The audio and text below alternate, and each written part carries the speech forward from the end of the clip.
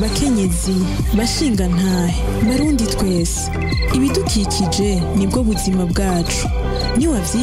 Merci pour votre fidélité au programme de la radio Kazoza FM. Bienvenue à l'écoute de cette émission Tweeté Ibidukikije qui parle de la protection, de la préservation de l'environnement. Elle vous est conjointement préparée par Kazoza FM et l'ONG Communities of Hope.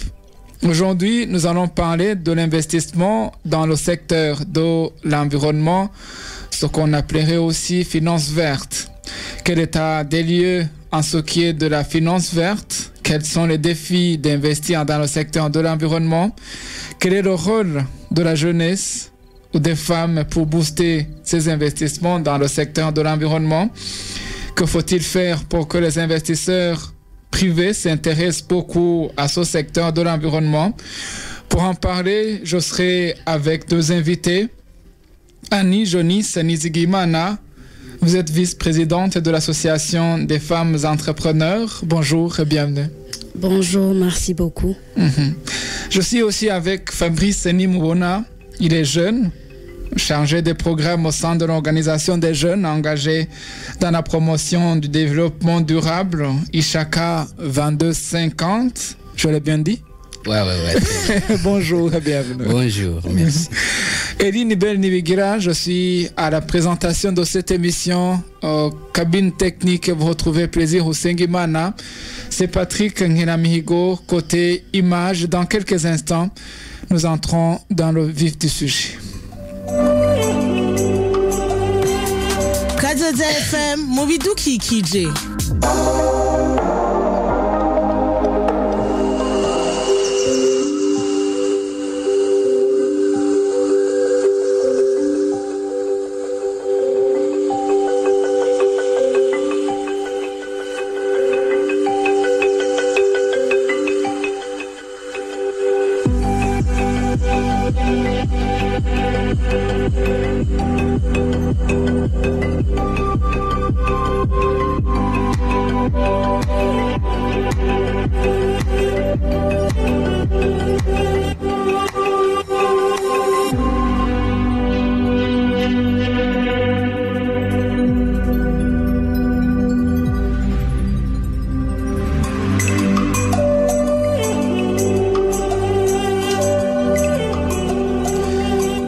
Sans trop tarder, Annie Jonis Nizigimana, vice-présidente de l'Association des femmes entrepreneurs. Vous êtes entrepreneur.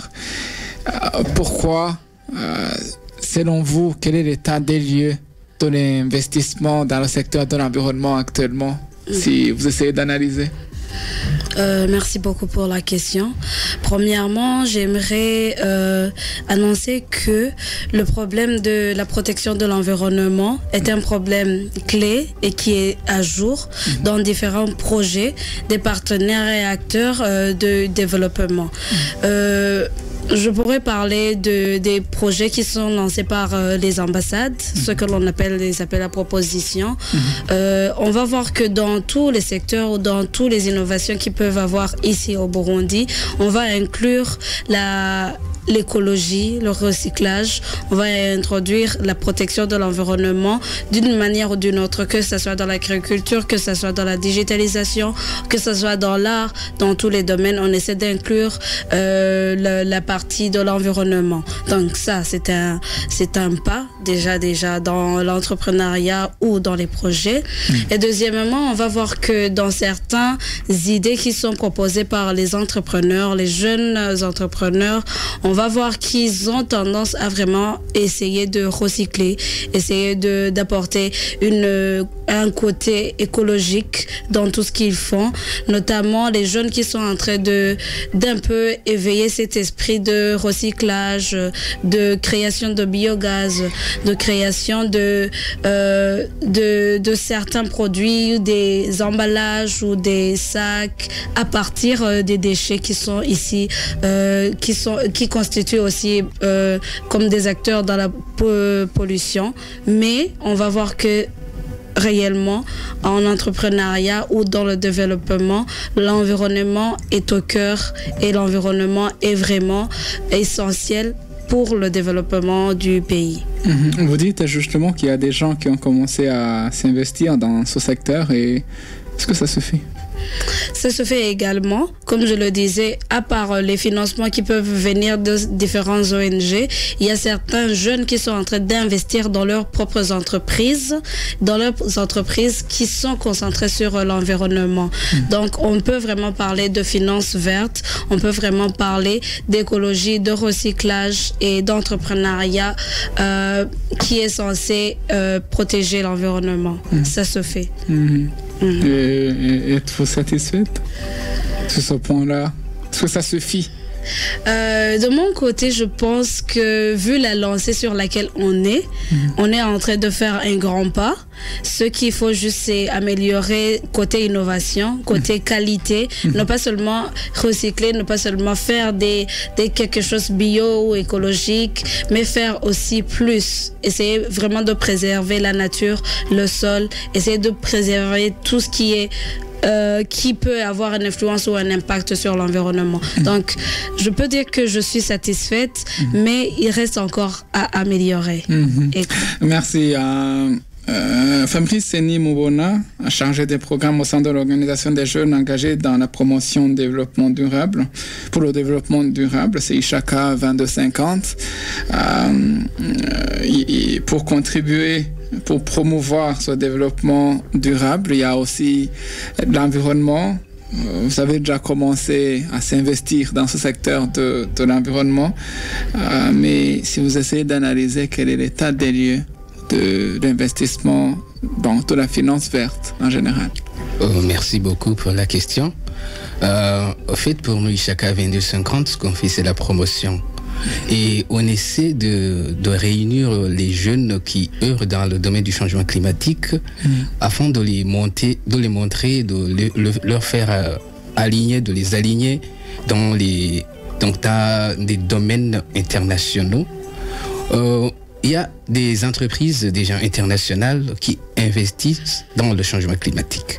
Il y a ce qu'on appelle fonds verts, fonds d'investissement climatique, qui ont déjà aidé dans près de 400 projets dans 72 pays à revenus faibles. Et aussi, il y a la Banque africaine de développement qui a aussi de l'argent pour investir dans la jeunesse. Mais Ishaka 2250, on trouve que les jeunes du Burundi n'ont pas encore accès à ces financements. On cherche de savoir pourquoi est-ce qu'on ne connaît pas, quel est le problème.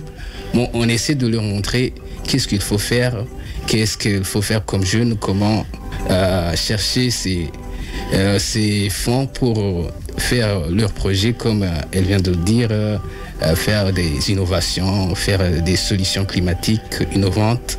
Donc on essaie de leur montrer le chemin pour arriver à avoir ces fonds. Est-ce que ça suffit? Non, ça ne suffit pas toujours parce qu'on n'a pas atteint notre objectif. L'objectif est d'arriver à plus 1,5. Mais aussi au Burundi, nous on subit. Parce qu'on n'est pas émetteur, nous. C'est 0,0D qu'on émet de CO2. Mais on subit beaucoup. Il y a des inondations, il y a des problèmes de déplacés climatiques partout. Donc ça ne suffit pas. Il faut toujours faire des projets il faut chercher à arracher ces fonds et les faire venir au Burundi dans des jeunes et dans d'autres secteurs pour travailler ensemble et faire quelque chose de plus grand. Janice, est-ce que parmi les femmes entrepreneurs que vous encadrez, y a-t-il des femmes qui se sont investies dans le secteur de l'environnement? Oui. Premièrement, je vais commencer par moi-même. Mon entreprise concerne l'autonomisation des jeunes femmes à travers du recyclage éco-artistique. On fait aussi des formations entrepreneuriales et des formations sur les notions basiques de l'environnement. C'est-à-dire, dans nos activités, on va beaucoup plus chercher à donner ou à conférer des sessions de développement de capacités, de renforcement de connaissances sur l'environnement, sur l'adaptation économique et la résilience économique, beaucoup plus pour axer sur les jeunes femmes. Donc, à travers déjà ces activités que l'on fait, on va voir qu'il y a certaines femmes, surtout les jeunes femmes des provinces. Je pourrais citer 5 provinces, Gitega, Kayanza, Bubanza, Ngozi et ici à Bujumbura. Et ces femmes-là, on essaie de les encadrer et après, elles deviennent autonomes et font partie des coopératives. Et ces coopératives sont ancrées sur la protection de l'environnement. Donc là, je parle vraiment de mon côté de Innovation Plus Plus. Et alors, pour la FAB aussi, il y a certaines femmes qui sont dans le cadre de l'entrepreneuriat verte. Il y a certaines femmes qui sont dans l'agriculture bio et écologique. Il y a certaines femmes qui sont dans des activités de préservation de la nature. Il y a aussi certaines femmes qui ont des ONG parmi les femmes de la FAB qui est beaucoup plus ancrée sur la protection, la plantation des arbres, peut-être la propreté pour diminuer les déchets. On avait même un programme ou un projet, si je peux l'appeler comme ça, de faire des poubelles où on peut mettre les plastiques, les déchets plastiques, les sachets, et où on peut récolter ces plastiques-là pour les recycler. Parmi aussi les femmes de la FAB, il y a certaines femmes qui sont dans le recyclage éco-artistique, comme je l'ai déjà dit, et font des bijoux à partir des cartons, des plastiques, des déchets textiles. Donc, on a tout ça au sein de l'Association des femmes d'affaires du Burundi. Fabrice venait d'entendre qu'au niveau de la FAB, il y a des femmes qui entreprennent déjà dans le secteur de l'entrepreneuriat. Au niveau d'Ishaka 2250, quels sont les défis que vous voyez lorsqu'on est en train d'entreprendre dans ce secteur? Il y a certainement des défis spécifiques. Lesquels? Je dirais d'abord il y a l'ignorance. Les jeunes ne savent pas où trouver ces fonds. Je sais pas, peut-être ils ne sont pas informés. Et à Ishaka 2250, c'est ce qu'on cherche à faire, à leur former, à leur informer pour avoir cette capacité de chercher ces moyens, de s'autofinancer, de chercher ces investissements. Le mois dernier, c'était la COP 29. Et il y a aussi l'objectif sur les finances climatiques. Les États se sont mis d'accord sur un nouvel objectif de financement de 300 milliards de dollars par an d'ici 2035. Et ça, c'est pour soutenir la transition énergétique, l'adaptation au changement climatique et dans des pays en développement. Et ça, c'est une information qui est là. Et si tu ne veux pas aller chercher, tu ne vas pas trouver. Donc d'abord, il y a ce problème d'ignorance. Et peut-être on n'a pas accès à l'internet, c'est pas suffisant. Ça aussi c'est un problème. C'est dans les villes qu'on a accès à l'internet et aussi c'est pas à 80%, non. Et dans les campagnes, il y a des jeunes innovants qui ont besoin aussi d'investir, de chercher ces finances climatiques, mais ils ne savent pas. Pourquoi? Peut-être ils ne sont pas informés par manque d'accès à l'internet, manque d'accès à l'information. Donc il y a ce problème. À la fin, ce sont eux qui subissent beaucoup. Parce qu'ils sont là, ils vont être déplacés, ils vont avoir beaucoup de problèmes. Il faut avoir des champs et les champs vont être emportés par la pluie. Et donc il y a beaucoup de problèmes pour que Burundi, les jeunes, et cette capacité d'avoir ces financements, qu'on commence à être satisfait de nos travaux. Ouais, donc il y a beaucoup de défis. Et on essaie toujours, on va toujours continuer à travailler pour voir ce qu'on peut contribuer à cette pierre qui est là. Ouais. Voilà. Johnny, est-ce qu'il y a d'autres défis à ajouter? Oui, mais c'est à partir de ce qu'il a dit, l'accès à l'information. Je vais partir dans le cadre où j'ai déjà voyagé dans les pays de l'Afrique de l'Ouest. Lorsque tu vas voir leurs activités, leur façon de penser, leurs connaissances, c'est vraiment à un degré, c'est déjà haut. Ils ont toutes les informations, ils ont des idées très très très innovantes et créatrices. Et je pense que le manque de l'information de ce que les autres sont en train de faire peut être un défi pour les Burundais. Parce que toujours, oui, il y a des fois où on est inspiré, je peux dire, par le Saint-Esprit, de faire une activité, d'apporter une innovation. Mais il y a aussi d'autres fois où tu vas créer quelque chose parce que tu as déjà vu que ça existe. Tu as déjà vu quelqu'un qui a fait quelque chose de similaire. Tu te dis, je peux innover dans cette manière. Alors, le manque peut-être de voyage d'études ou de connexion avec ce monde-là extérieur qui est déjà à notre degré, auquel on peut se dire, où on peut s'inspirer au moins, c'est aussi un défi pour les jeunes Burundais qui veulent investir ou qui veulent se lancer dans l'entrepreneuriat vert. L'autre chose, c'est le manque de financement, parce que toujours le Burundi est un pays, oui, on est déjà dans le commerce général, mais lorsqu'il s'agit de créer quelque chose de nouveau, on est un peu réticent, si je peux le dire ainsi. On va voir qu'il y a beaucoup de barrières.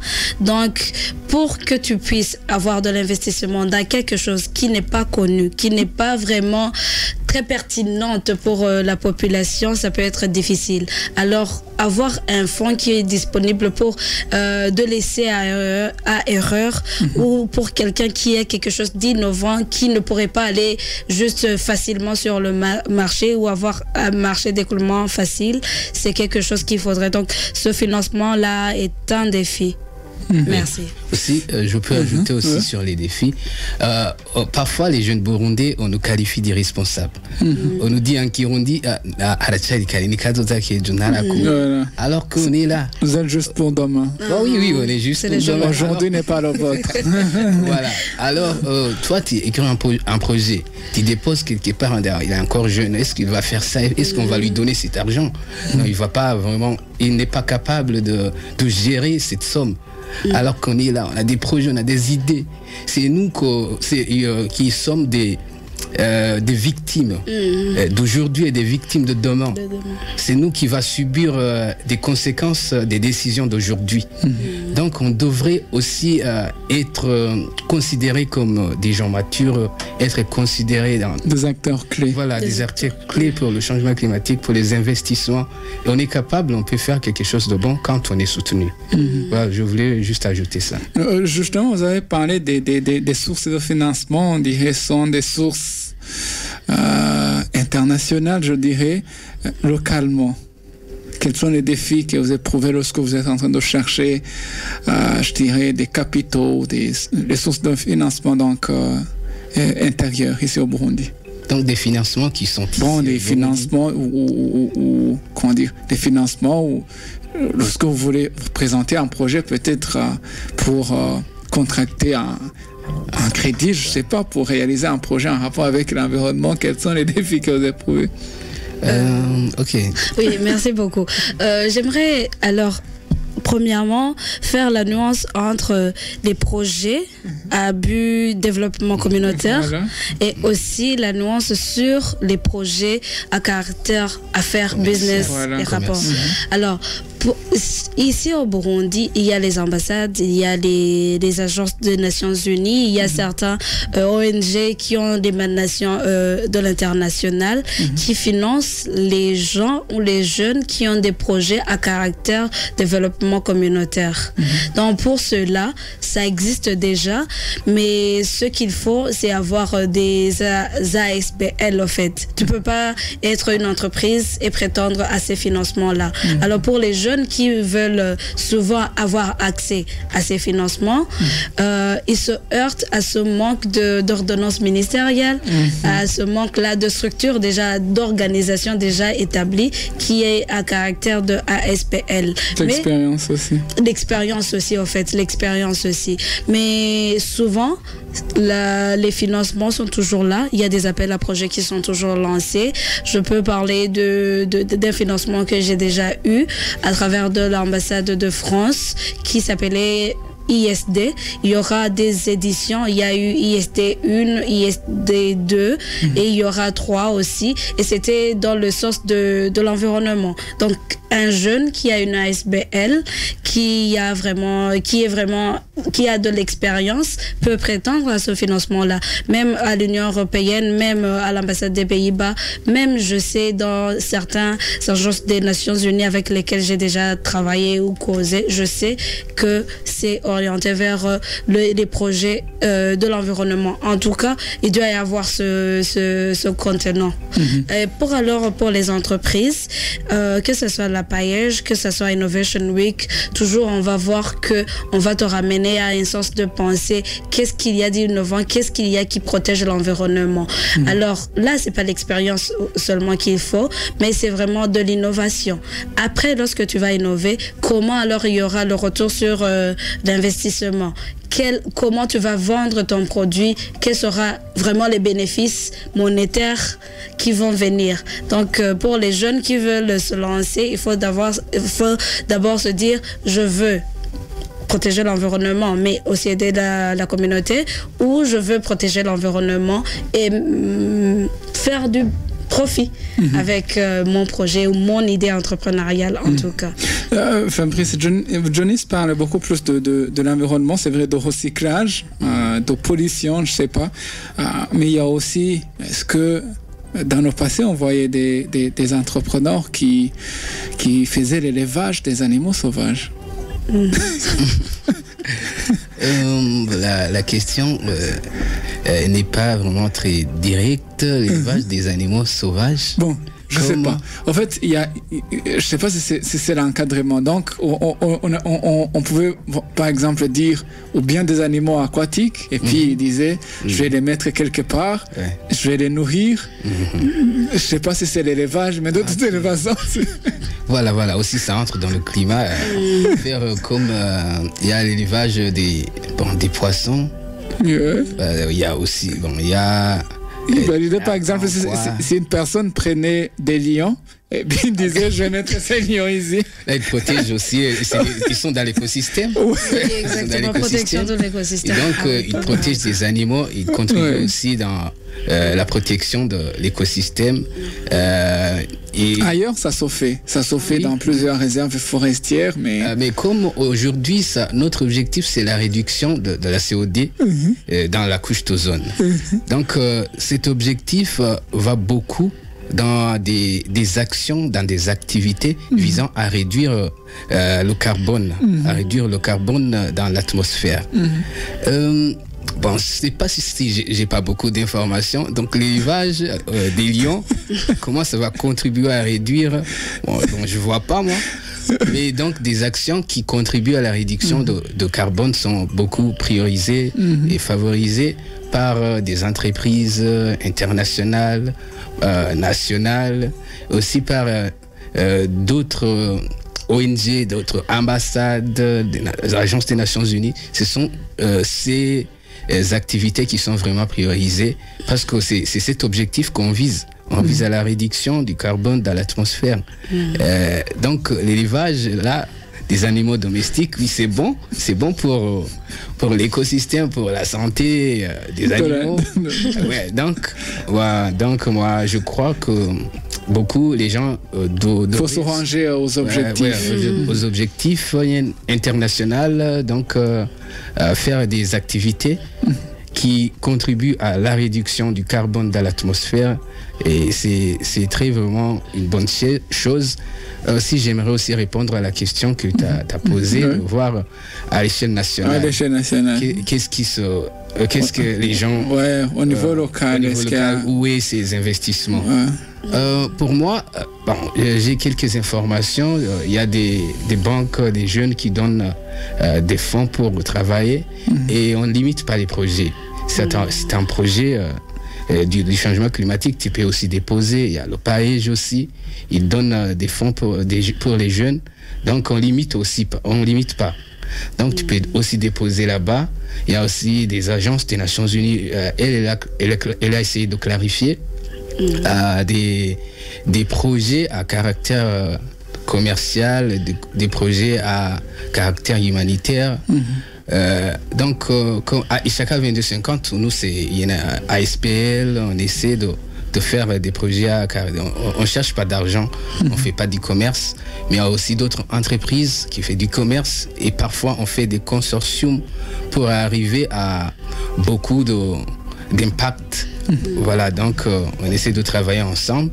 Et c'est une bonne chose pour nous, comme des jeunes, de travailler ensemble. Nous, on va faire le côté humanitaire. Toi, tu vas faire le côté commerce. Et nous, on va te montrer comment faire, comment chercher. Et toi, tu vas produire des solutions climatiques qui vont lutter contre ce changement climatique. Et ça va nous aider à travailler, à avancer ensemble pour arriver à l'objectif. Merci. Je rappelle que c'est l'émission Tweeter Hibidu qui parle de la préservation de l'environnement. C'est une émission qui est conjointement préparée par Kazoza FM et l'ONG Communities of Hope. Aujourd'hui, le thème qui nous occupe, c'est l'investissement dans le secteur de l'environnement, finances vertes. Et Johnny, quelles sont les conséquences si justement ces investissements dans le secteur de l'environnement se raréfient? Je pense que premièrement, les conséquences, on les a déjà vues ou on les a déjà vécues. Je vais parler premièrement des inondations. C'est quelque chose, si on avait su en avance, dès la base, ou il y a quelques années, on aurait pu faire quelque chose. C'est sûr, les jeunes à cette époque-là, j'étais pas là, mais les jeunes de cette époque-là, s'ils avaient eu de l'investissement ou s'ils avaient, même le gouvernement ou tout autre acteur qui était présent, s'il avait eu l'idée d'investir dans la protection de l'environnement à cette époque-là, on n'aurait pas eu ces inondations, ces glissements de terrain, on n'aurait même pas ce changement ou ce réchauffement climatique que l'on est en train de vivre à ce moment-ci. Avant, je me rappelle, en décembre, c'était très, très, très, très froid, mais maintenant, il fait très, très chaud. Donc, c'est quelque chose qui se voit comme ça. Alors maintenant, puisqu'on a déjà commencé cette démarche d'investir dans l'environnement, dans la préservation, dans la protection ou dans l'adaptation et résilience surtout économique, ça serait une catastrophe si jamais ces investissements-là se raréfiaient. Puisque déjà, on vit une période critique par rapport aux agents causeurs qui se sont passés dans les années passées. Et maintenant, on est en train d'entrer dans les solutions, dans les adaptations, dans les idées de comment vraiment faire de la résilience. Alors, si on n'a plus d'investissement, je pense qu'on sera dans un endroit qui est plus pire. On va avoir beaucoup de changement climatique, changement de saison. Je pense c'est ce qu'on vit maintenant, mais en plus pire à cette époque-là ou dans les années à venir. Et ça va impacter tout l'écosystème, ça va surtout impacter le développement de notre pays parce que nul ne peut aspirer au développement si on n'a pas de quoi se nourrir, puisqu'il y a eu des changements de saison. Donc, on ne peut plus faire l'agriculture comme on le faisait normalement. Les rendements ne sont plus au fait.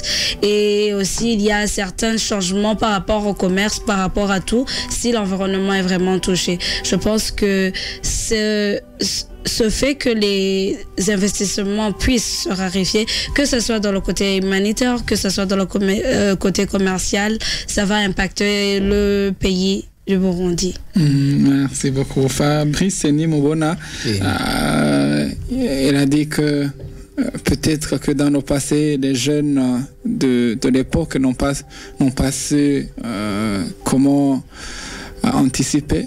On a passé à anticiper. Actuellement, vous êtes des jeunes et vous devez anticiper quelles sont les conséquences si les financements, si les investissements dans ce secteur de l'environnement se raréfient. Ok, merci. Ce qu'on dit en anglais, it's up to us. C'est à nous de le faire. On ne va pas attendre la prochaine génération. Oui, si les générations passées ont fait des erreurs, il faut corriger ces erreurs. Oui, bien sûr, on est ici parce qu'il y a eu des erreurs du passé. Et c'est à nous de le faire. Si ce n'est pas nous, on va être garant des conséquences que les générations futures vont subir. Donc c'est à nous de le faire. Et si les finances climatiques se raréfient, les investissements, s'il n'y a pas d'investissement, aujourd'hui, comme elle a dit, il y a le réchauffement climatique. Il y a aussi les inondations. Il y a des déplacés climatiques. Et ça, il y a beaucoup de conséquences qui vont avec ça. Il y a aussi, il y a la hausse des températures ça provoque l'augmentation des maladies due à la chaleur. Il y a aussi le travail qui va être aussi touché. Parce que s'il y a des inondations, si les rivières sont remplies, tu ne vas pas te déplacer pour venir au travail. Donc, on va diminuer la production. Aussi des incendies de forêt. Ça va s'augmenter, s'accentuer. S'il n'y a pas ces investissements pour aider les jeunes à planter des arbres, à chercher des innovations qui vont bloquer ça. Donc s'il y a des inondations, s'il y a des incendies de forêt, on ne va pas avoir aussi où cultiver. Alors qu'au Burundi, plus de 80% ou 90% on vit par l'agriculture et l'élevage. Si aussi les forêts sont incendiées, les animaux qu'on a, ils vont fuir, ils vont partir. Et donc si on vit aussi de l'élevage, on ne va pas avoir de quoi vivre, on ne va pas avoir du lait, on ne va pas avoir ces animaux qui font aussi partie de l'écosystème. Donc, on va avoir beaucoup de conséquences et beaucoup plus au Burundi parce que c'est nous qui subissons beaucoup par rapport aux autres. Voilà, donc c'est beaucoup, on va avoir beaucoup de problèmes si ces investissements s'arrêtent. Merci beaucoup. Nous cheminons vers la fin de notre mission. Janice, quel est le rôle des femmes ou de la femme pour pouvoir justement booster ces investissements dans le secteur de l'environnement? Premièrement, il s'agit d'être conscient. Qu'est-ce qui se passe, où ça va vers où, qu'est-ce que je peux faire. Lorsque ces femmes-là, où la femme peut être consciente du danger que la non-préservation de l'environnement représente, elle pourra penser quoi faire, comment le faire, et surtout avec qui le faire. Parce que les femmes, on est vraiment bénies, on aime beaucoup parler. Si aujourd'hui je parle à un entrepreneur, je lui dis, tu sais, même si tu fais ça et ça et ça, si tu peux un peu inclure la partie de protection de l'environnement, ça pourrait aider. Donc, par là, l'entrepreneur peut vraiment contribuer à quelque chose. Et aussi, on peut parler à des acteurs clés comme les ambassades, les Nations Unies ou certains partenaires. Comme ça, ils peuvent beaucoup plus investir.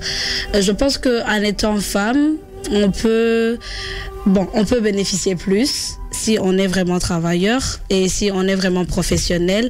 On pourrait bénéficier plus et on a la bénédiction que lorsqu'une femme se dit de faire quelque chose, elle va le faire. Toujours, ça c'est un don que l'on a. Donc si toutes les femmes pouvaient avoir cette idée-là, vous pouvez au moins imaginer quoi faire et avec leur capacité de mettre en œuvre, ça serait comme un ajout pour la préservation de l'environnement. Donc, pour chaque femme qui peut écouter cette émission, je l'interpelle à vraiment se connecter avec les actualités. Questions environnementales, quoi faire, comment le faire, avec qui le faire, et maintenant à poser des actions qui peuvent vraiment contribuer significativement à la protection de l'environnement, ainsi, parce que je suis femme d'affaires, contribuer au développement économique de notre pays. Merci. Pour plaider, peut-être la femme, est-ce qu'il y a, vous avez parlé de conséquences, est-ce qu'il y a des conséquences de la non-protection de l'environnement, comme vous l'avez dit, qui sont, je dirais, spécifiques à la femme, parce que pour le défendre... Ah oui, exactement. Quelle part de cela? Premièrement, on va voir, je vais partir du côté de l'agriculture. On va voir que c'est les femmes qui sont plus agriculteurs sur terrain. Et s'il y a des changements de saison... C'est la majorité aussi. Voilà, c'est la majorité. Ça, c'est la majorité en en général.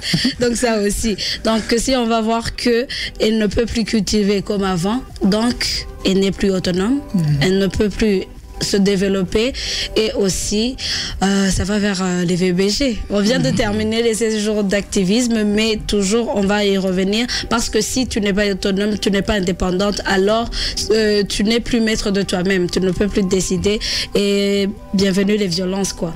Alors ça c'est la première partie et la deuxième partie c'est la partie où si lors des inondations, des glissements de terrain ou de quelque chose qui se passe, on va voir qu'il y a les déplacés climatiques comme il l'avait déjà dit. Alors dans les campements ou dans les endroits où on va les réunir, il y aura beaucoup plus de maladies. Les femmes sont donc plus nombreuses, donc plus malades. C'est le plus grand nombre de malades qui peuvent y avoir.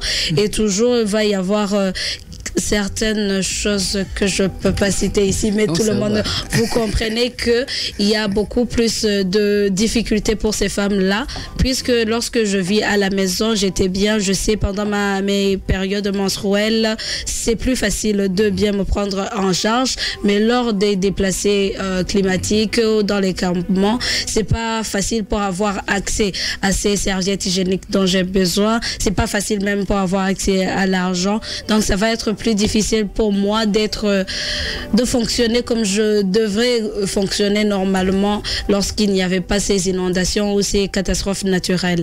Donc je pense que les femmes sont beaucoup plus victimes de la non-préservation, de la non-protection de l'environnement.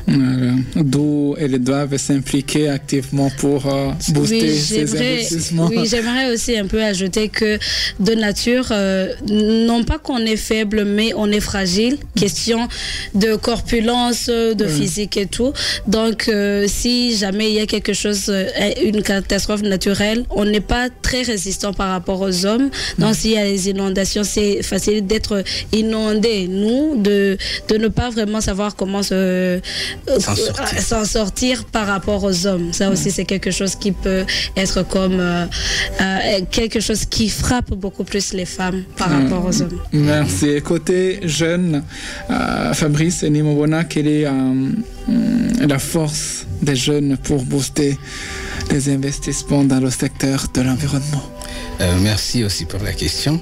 Moi, je vais beaucoup parler sur je ne peux pas partir sans parler de la COP29 parce que moi, j'étais le représentant aussi des jeunes à la COP29. Donc, les jeunes aussi étaient considérés, y compris les jeunes burundais parce que j'étais là. Il y a aussi une règle qui a été adoptée qu'on appelle marché carbone. Donc, si les jeunes du Burundi essaient de chercher ce que c'est le marché carbone, ils vont avoir des financements. Il y a beaucoup de financements sur ça. C'est un accord qui a été signé à la COP29. C'est un sujet qui est complexe, qui n'avait pas été... qu'on n'avait pas abouti lors des précédentes conférences sur le climat. Donc c'est un mécanisme qui permettra au pays de réduire plus rapidement les émissions de gaz à effet de serre. On disait désormais, pour atteindre les objectifs climatiques, les pays pollueurs pourront acheter des crédits carbone aux pays ayant dépassé leurs objectifs de baisse d'émissions. Donc ça, c'est une opportunité qui se présente pour nous les jeunes. Et une opportunité que tout le monde devrait savoir comment chercher ces argents. Donc, il y a, à la COP 28, en 2023, on a essayé de faire une transition vers une sortie des combustibles fossiles, mais les discussions à la COP29 n'ont pas progressé. On s'est beaucoup focalisé sur le marché carbone. Et donc, si tu es jeune, tu es dans le domaine du changement climatique, tu es innovateur dans le changement climatique, il faut chercher le marché carbone. Il y a des jeunes qui font ça aujourd'hui au Burundi, mais c'est pas beaucoup, mais il y a beaucoup d'argent sur ça. Donc il faut chercher, étant jeune, à avoir ces opportunités, à arracher cet argent pour travailler, pour aider dans la réduction du changement des gaz à effet de serre, pour qu'on atteigne cet objectif. Donc il y a beaucoup d'argent, ce que je voulais souligner beaucoup sur le marché carbone. Il faut chercher à savoir, il faut chercher où trouver, il faut savoir aussi avec qui je vais travailler.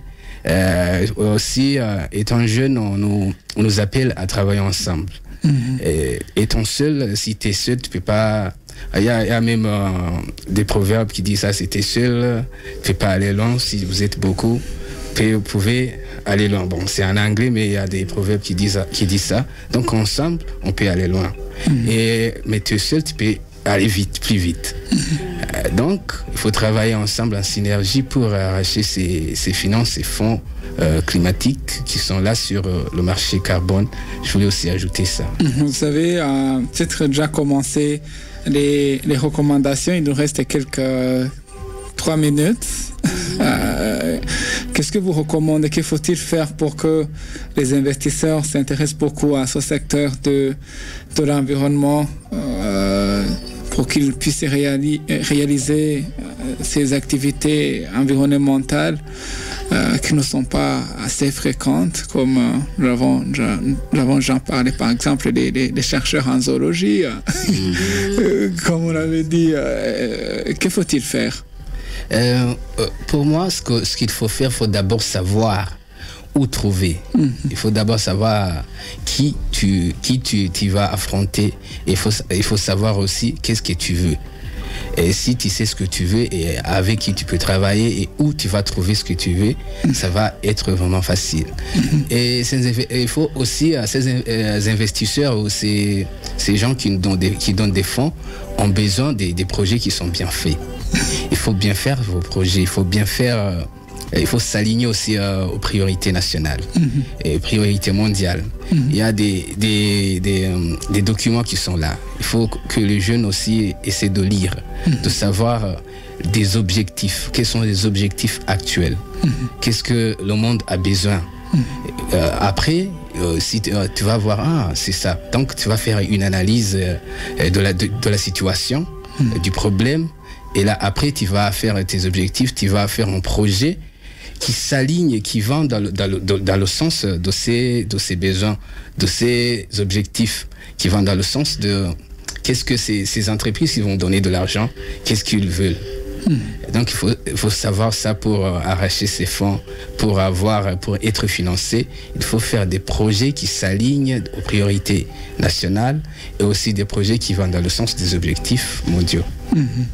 Merci beaucoup. Jonis, que faut-il faire? Qu'est-ce que vous recommandez pour que les investisseurs s'intéressent beaucoup à ce secteur? Et on espère que bientôt on va voir des Burundais, des zoologues. Espérons-le. Premièrement, je pense qu'il faut se former. Faire des recherches sur tous les enjeux en question sur la question de l'environnement. Parce qu'on va voir ici au Burundi, il y a certains jeunes qui aspirent à devenir des environnementalistes, mais qui ne donnent pas vraiment de l'importance à vraiment se former, à avoir les mots-clés, les thèmes qu'il faut, qu'est-ce qui est d'actualité, de quoi on parle au niveau mondial, au niveau national, comme il le disait déjà. Alors ça, c'est la première des choses. Et deuxièmement, je pense que avant d'aspirer à chercher des investissements, commençons toujours par s'autofinancer. Parce que même pour moi, tu peux pas venir et me dire j'ai un projet de 10 millions alors que tu parviens même pas à dépenser 100 000 pour ton propre projet. Ta propre idée, tu ne peux pas la mettre en œuvre. Donc, s'autofinancer, commencer certaines activités, payer pour des formations, participer dans des activités de Ishaka 2250, des autres organisations qui sont déjà sur place et vraiment se structurer en tant qu'organisme ou organisation ou entreprise. Lorsque vous vous structurez, ça sera plus facile d'aspirer à ces investissements parce que personne ne va venir lorsque tu es une société unipersonnelle. Tu es une seule personne qui va investir en toi. Personne ne peut investir juste en Libel, mais il va venir dans ton organisation, dans ta société en sachant que tu as vraiment quelque chose, tu as commencé, tu as des informations qu'il faut, tu as les compétences et les connaissances qu'il faut et maintenant tu as une idée qui est vraiment innovatrice, une idée qui est adaptée à la situation burundaise, surtout ça. Parce qu'il y a certains jeunes, ils vont sur Internet, ils voient ce que l'on fait en Éthiopie ou aux Amériques, ils vont venir ici pour implémenter ça, mais est-ce que vraiment c'est ça dont le Burundi a besoin. Il faut un peu savoir comment jongler avec tout ça, tous ces enjeux qui sont tout autour du thème de l'environnement. Merci Janice. C'est par ces importantes recommandations que nous mettons point final à cette émission. Twitero Ibiduki Kije, on parlait de la protection de l'environnement et surtout de l'investissement dans le secteur de l'environnement, ce qu'on appelle la finance verte. Annie Janice Nizigimana, vice-présidente de l'Association des femmes entrepreneurs, merci d'avoir répondu à notre invitation. Merci pour toutes ces contributions. Merci pour l'invitation. Fabrice Nimubona, chargé des programmes au sein de l'Organisation des jeunes engagés dans la promotion du développement durable, Chaka 2250. Merci d'avoir répondu à notre invitation. Merci beaucoup. Elie Nibel Nivigira, j'étais à la présentation de cette émission Twité Biduki Kije qui vous est conjointement préparée par Kazoza FM et l'ONG Communities of Hope. C'est Plaisir Husengimana qui se trouvait à la mise en onde des côtés images Patrick Ngeramihigo. Eline Ben Nivigira, je voulais présenter, je vous souhaite de passer d'excellents moments toujours à l'écoute de la radio Kazoza FM et Julia Kugezumnim. Kazoza FM, be your own boss.